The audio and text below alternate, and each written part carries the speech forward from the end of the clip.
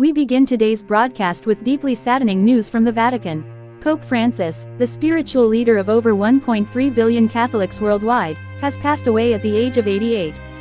The announcement came earlier today from the Holy See, confirming that the Pope breathed his last in the Vatican, surrounded by close aides and medical staff.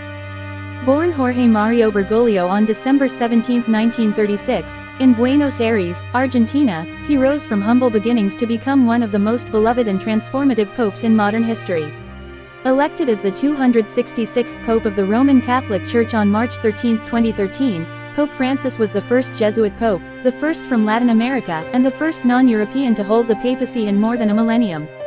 Over the past decade, Pope Francis reshaped the global image of the Catholic Church.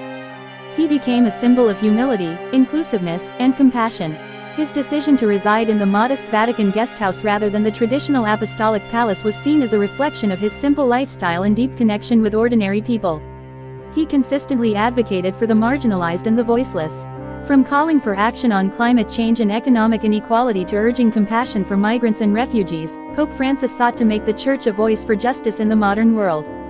He also opened new doors for dialogue among Christians, Muslims, Jews, and other faiths, promoting peace and understanding at a global level. Throughout his papacy, he visited some of the most troubled regions on earth, spreading messages of hope and reconciliation. Whether embracing the sick, washing the feet of prisoners, or speaking out against war and injustice, Pope Francis embodied a vision of service rooted in love and humility. In recent years, his health had been the subject of growing concern. He underwent several medical treatments, and although he continued to carry out his duties, his public appearances had become limited. Leaders from across the world, including heads of state, religious leaders, human rights organizations, and citizens from all walks of life, are expressing their sorrow and paying tribute to his legacy.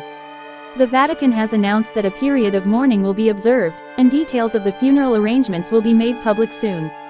Today marks the end of an era in which the papacy reached out across walls and borders, into the hearts of believers and non-believers alike.